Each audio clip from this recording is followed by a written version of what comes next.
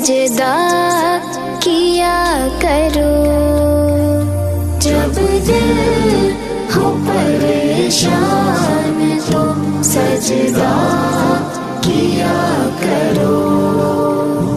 और उसकी बारगाह में मौला, और उसकी बारगाह में तौबा किया करो।